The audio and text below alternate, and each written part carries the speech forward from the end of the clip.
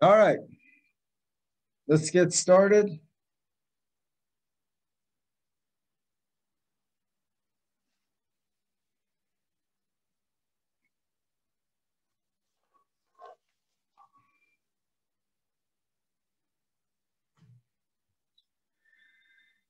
So, hello.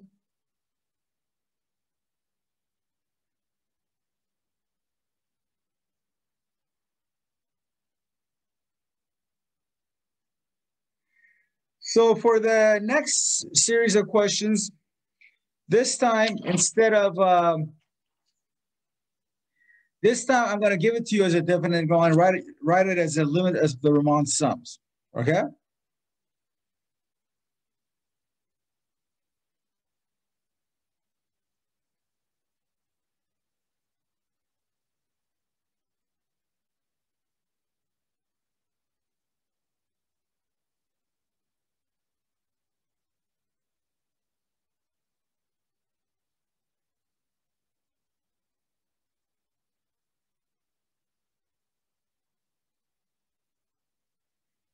All right. So here we go. Integral from 2 to 5 of x squared plus 1 over x dx.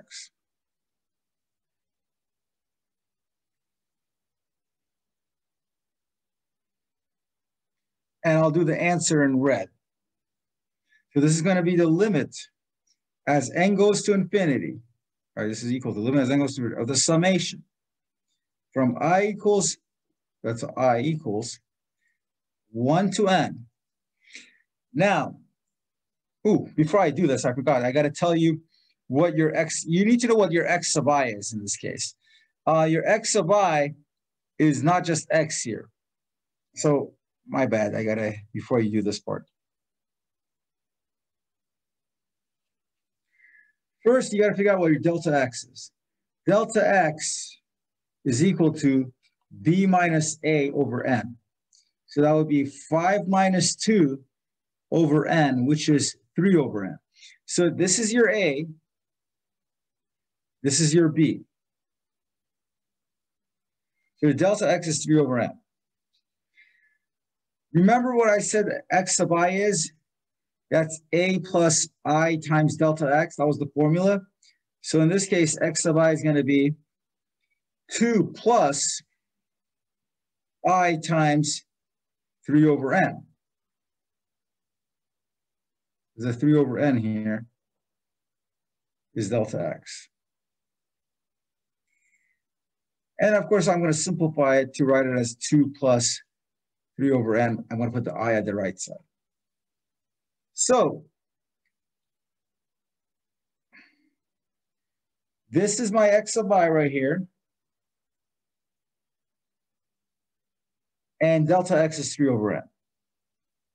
So here's the answer now, which I'll put in blue. So this is equal to the limit as n goes to infinity of the summation from I equals 1 to n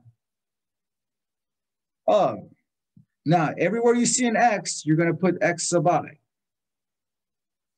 So 2 plus 3 over n times I, whole thing squared, plus 1 over x, but instead of x, you're going to put 2 plus 3 over n I. And then instead of dx, you put delta x, which is 3 over n.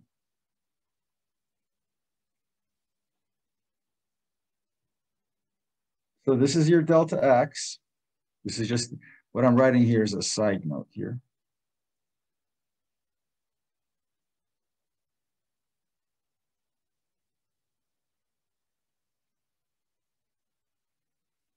And this is your x sub I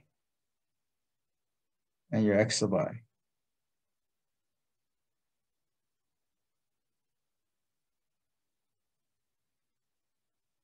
So it's x sub I squared plus 1 over x sub I, the whole thing times 3 over n, which is your delta x.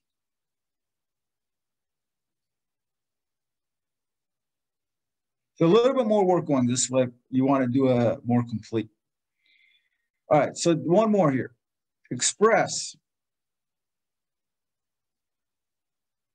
the integral as a limit of the Riemann sums. All right, let me do an easier one here. Integral from 0 to 3 of x squared dx. By the way, just FYI, before you do this problem, you know what this means, right? This is a way to say, hey, we're talking about the area underneath the curve of the parabola from 0 to 3. So you know how a parabola looks like, right? This. But you don't care about the left side. You just care about from 0 to 3. So this area underneath the parabola is represented by that integral that I just put right here. All right, so now let's go ahead and do that problem. Just FYI, that's what that means. So how do you write this as the limit of the Riemann sum? Go ahead and try to do it in a similar manner that I did that tougher problem up there. This will work out a little bit easier. Hint, first figure out what your delta x is in terms of n.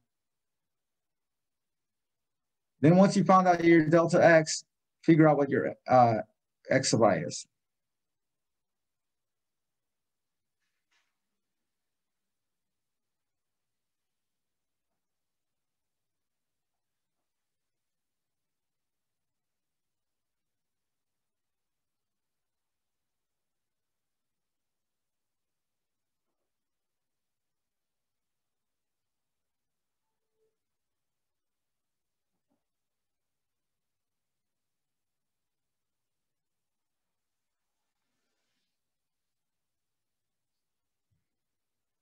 Oh, my video has been off this whole time.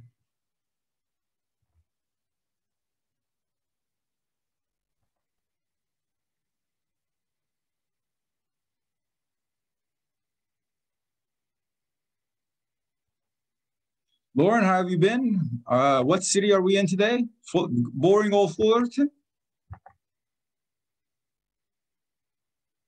Yeah, sadly, but I'm doing pretty well. I'm kind of nervous because I get my vaccine and a lot of people that I know that are my age got sick, so I'm kind of nervous.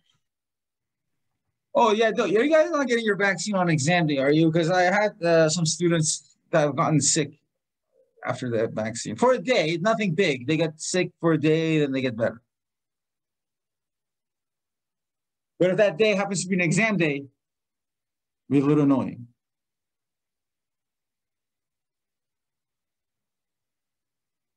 Is this your first shot or second shot? This would be my first shot. Yeah, my student, their second shot, the one that I talked to earlier this week, yesterday, she got sick on her second shot. Her first shot, she said she was fine. See, I had friends that got sick on the first shot or the second shot, so it's one or the other.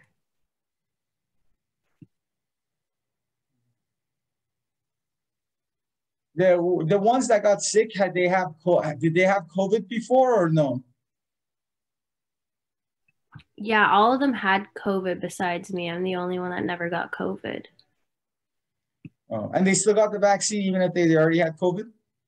Yeah, you could get the vaccine like 14 days after you tested negative. No, I'm just trying to say is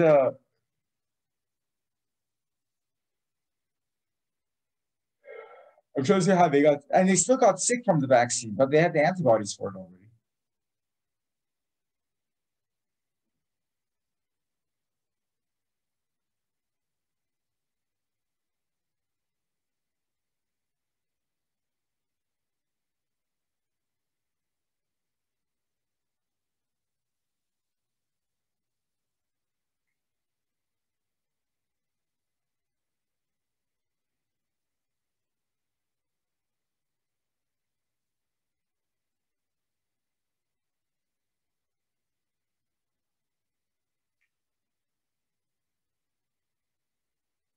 Okay, so let's do this here.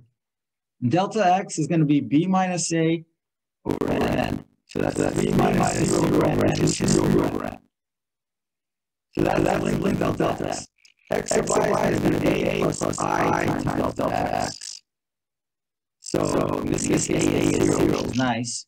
So just 3 over n I.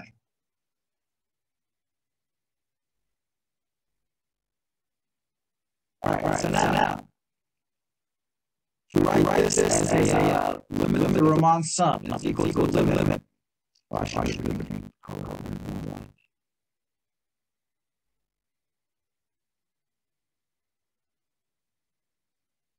As n goes to infinity.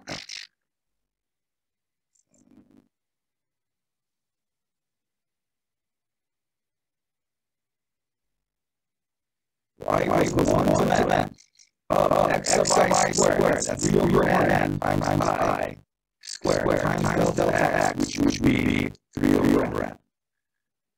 How many way to write it like? Very good.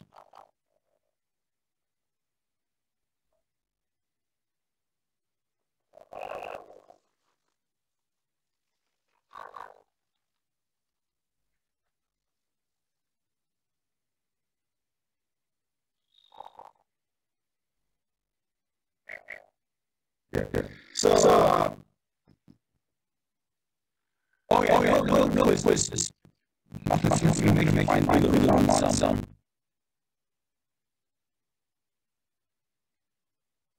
Hang on, once with rest of the video, okay. Now, let me do one more that I'm going to do a problem all from scratch.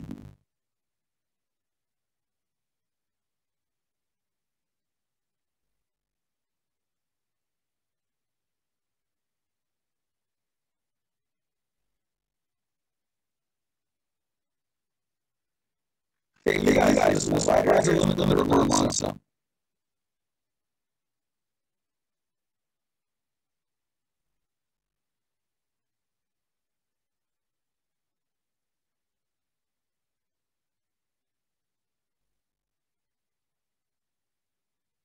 Is Darren in here? Darren Solomon?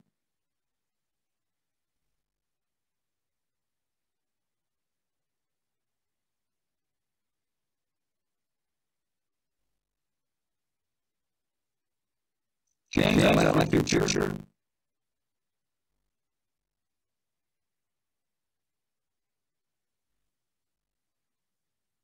Just have the video on, not a picture that looks like you.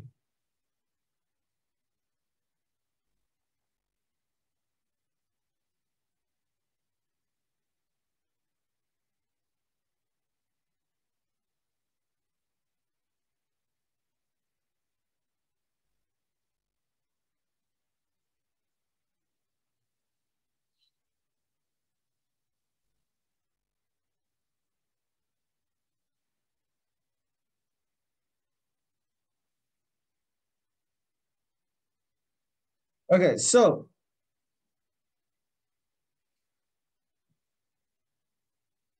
delta x is going to be b minus a over n. So 10 minus 1 over n, so you get 9 over n.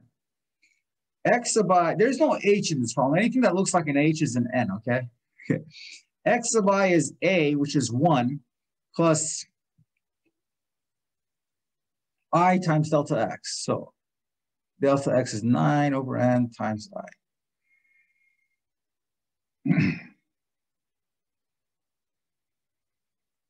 So we got this is equal to the limit as n goes to infinity of the summation from I equals 1 to n of x, you are going to write as 1 plus 9 over n I minus 4 times the natural log of 1 plus 9 over n I. This whole thing times delta x, which is 9 over n. And that's how you write it as the limit of the Riemann sum. All right, so I want to do this next problem for you guys. And here's the thing with this next one.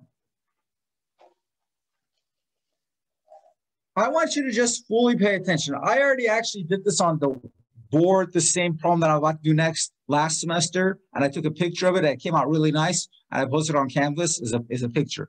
So I'll do that for you guys later as well.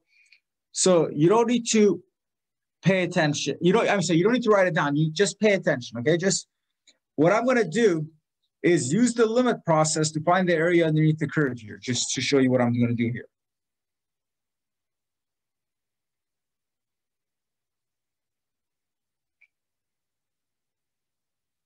So what we did right now earlier, that's what you need to know how to do.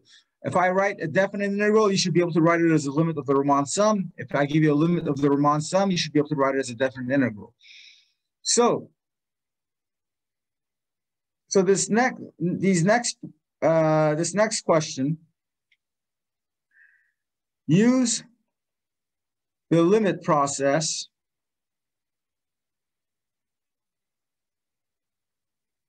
to find the area under y equals 3x minus 4 over the interval 2, 5. Now, you're saying, wait a minute, the area underneath y equals 3x minus 4 is just, 3x minus 4 is just a line. So keep in mind, when you find the area underneath 3x minus 4, you're really just finding a trapezoid. And you know the formula for a trapezoid from geometry, so why do you even need calculus? Well, I'm doing this because it's an easier problem than the other ones. Because later on, it might not be a trapezoid. It might be some weird curve like that. Well, then you need to know how to find the area underneath the curve using calculus. So that's why right now you're just learning the process. So to find the area using the limit process, basically what we're doing is we're evaluating this integral from 2 to 5 of 3x minus 4 dx using the limit process. Now, for those of you who have not had calculus before, remember when we did when we first did derivatives, and I said use the limit definition of the derivative, and you want limit as h goes to 0 of f of x plus h minus f of x all over h, and then 10 minutes later you found the derivative. And then the very next day I said, oh, here's a shortcut. Boom, you're done. The derivative of x squared is 2x, and you're done. So you will find the next. Eventually, I'm going to show you the shortcut for this on how to find the area underneath the curve from 2 to 5 of 3x minus 4. But right now, so the graph, I don't have a picture of for you, so I'll do it. But right now, what I'm going to do is do it the long way.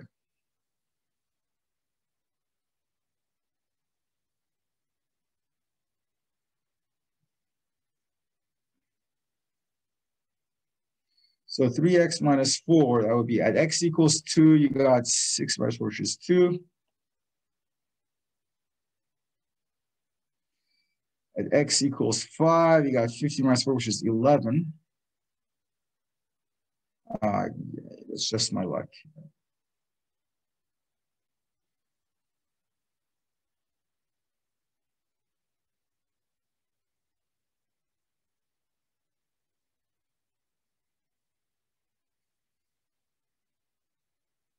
Okay.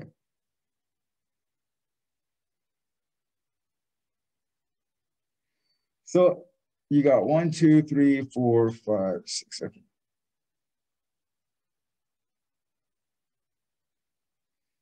So at x equals 2, you got 6 minus 4, which is 2. At 5, you got 15 minus 4, which is 11.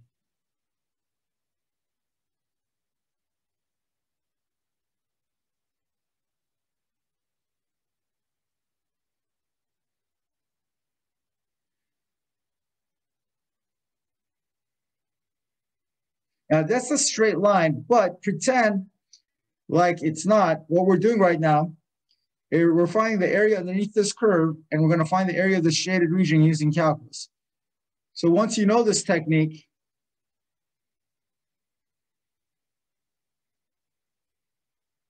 because the next problem might not be a nice little trapezoid like that. I can't even shade without saying inbounds. Okay. So we're going to find the area of that shaded region using calculus. Now, you remember the technique I'm about to use, it might have been a little curve like this. Then you don't have a nice formula like a trapezoid formula. So you want to be able to do it using calculus. So here's what you do. You're going to write it as a limit of the Riemann sum. So this From this point forward, I have it written out for you, and I can just put it on canvas for you. A equals limit as n goes to infinity of the summation from I equals 1 to n of f of x sub I times delta x.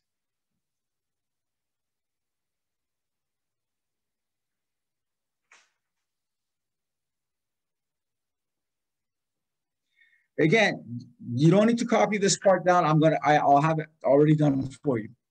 So what is delta x? It's b minus a over n,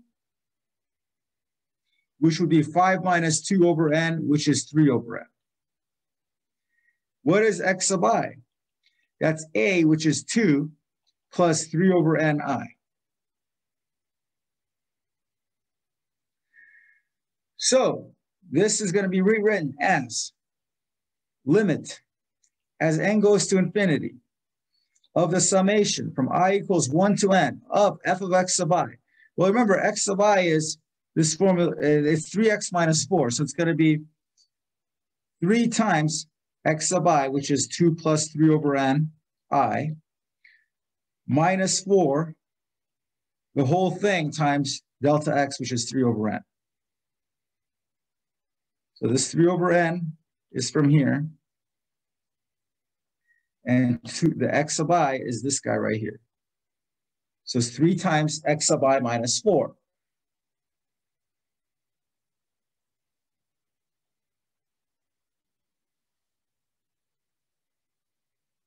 Are you with me on that setup? Okay. So now I'm going to evaluate this limit and hopefully get the area. So limit as n goes to infinity. What I'm going to do is bring the 3 over n on the, since the 3 over n doesn't have an I in it, I can pull it completely out of the whole summation.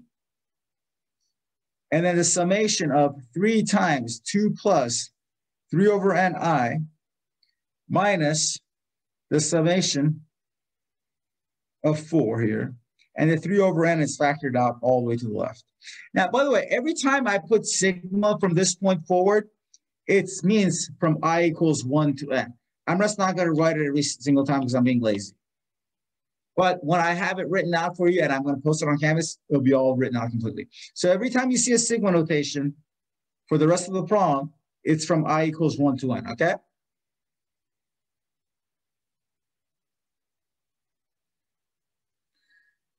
Limit as n goes to infinity of 3 over n times.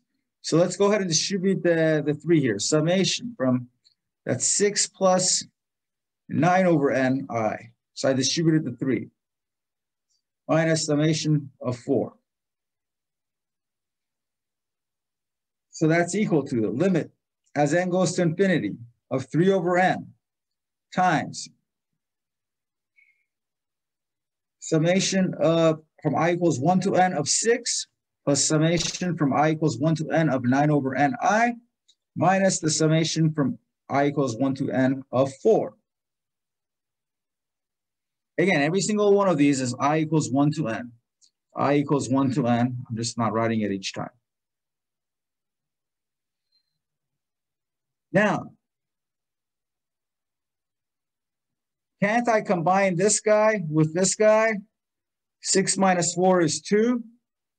So we got limit as n goes to infinity of 3 over n times the summation from I equals 1 to n of 2 plus this one right here in blue.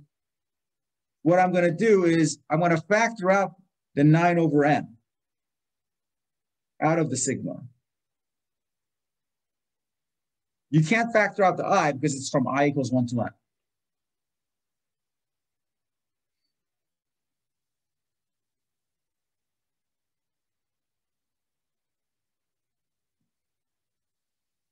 All right. So we got the limit as n goes to infinity of 3 over n times. Let's see here. this guy right here, the summation from I equals 1 to n of 2, what is that? That's 2 plus 2 plus 2 plus 2 dot dot dot plus 2. How many 2's are there? N of them, right? Whatever n is. So what would this add up to? 2 plus 2 plus 2 plus 2 dot dot dot 2, if there's n of them. If there were 10 of them, it would be 2 times 10. So it would be 20.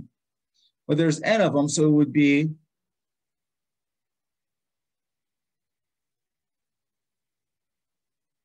yes, it's exactly what you're thinking. Just say it, type it. 2n? Yes. Right? If there was only, let's make it easier here. It's 2 plus 2 plus 2 plus dot dot dot dot plus 2. If there was only 5 of them, you would say 2 plus 2 plus 2 plus 2 plus 2. 2 times 5, which is 10. In this case, it's 2 times n, yes.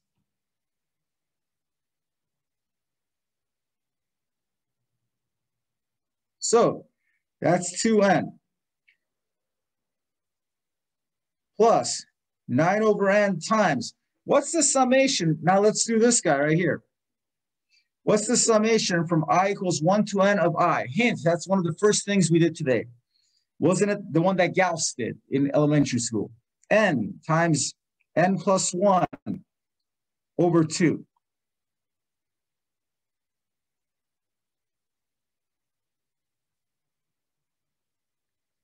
All right, next. Limit as n goes to infinity of 3 over n. What I'm going to do is get a common denominator. So 2n can be written as 4n over 2. Plus, here I'm going to cancel out these n's. So you got 9 times n plus 1 over 2.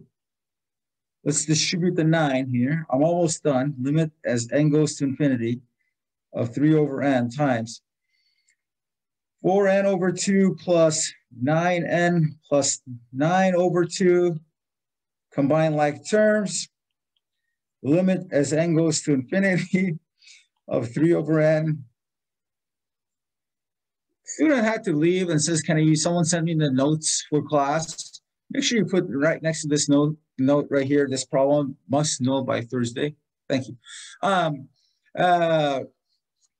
4n plus 9n is 13n plus 9 over 2. All right, we're almost done. Hang in there. So limit as n goes to infinity of 39n plus 27 over 2n. All right, now we're finally ready to take the limit as n goes to infinity. If you remember from earlier this semester, you're taking the limit as n goes to infinity of polynomial over polynomial, and they're the same degrees. So you take the ratio of the leading coefficients. Do you remember that? So it would be 39 over 2, which is whatever 39 over 2 is, 19 and a half. So that is our answer, 39 over 2. So the area underneath the curve of that shaded region is 39 over 2. Now, I picked this example on purpose because it's a trapezoid, and we know how to get the area of a trapezoid from geometry, right? You remember the formula for area of a trapezoid? 1/2 the height times the sum of the bases. Is that right? I've never taught geometry, but I think that's it. All right, so let's see here. So the height is going to be this horizontal distance. So 1/2 times 3 times the sum of the bases. So the first base is 2. The last base is from here to here, 11. So we got 3/2 times 13, which is 39 over 2. Oh, there you go.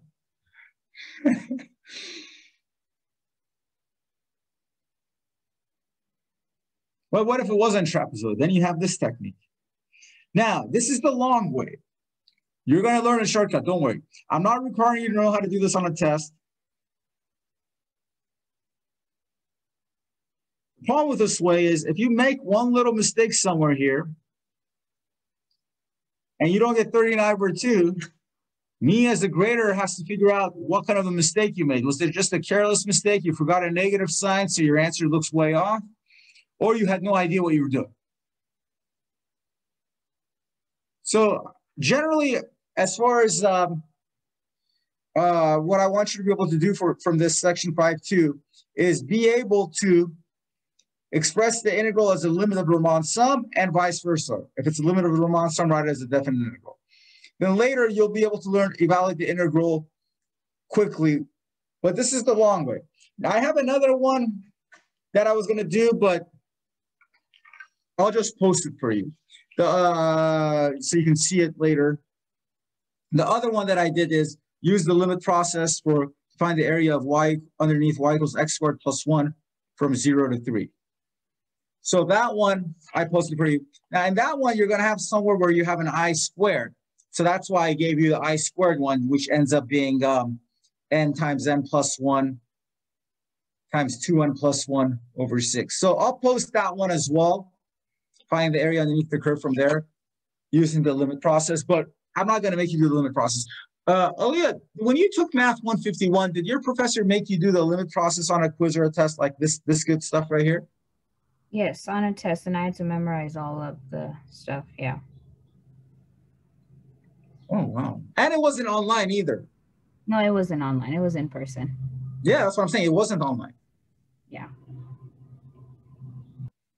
Well, I feel kind of bad. Well, the thing is, this is really tough. Maybe when we go back in person someday, I'll make them do it. I just can't imagine grading all of these because imagine, like, like I said, I don't know where the mistake happened. I'm not going to look at every single thing in detail. Whew. Now, when I took Math 151, it was a different number. It was called 150A back in Calculus Fullerton. I didn't have to do that do all of this as a Calculus 1 student. I learned it later on, but it was kind of like the delta epsilon proof that you did at the beginning of the semester. I never fully understood it at the beginning until way later.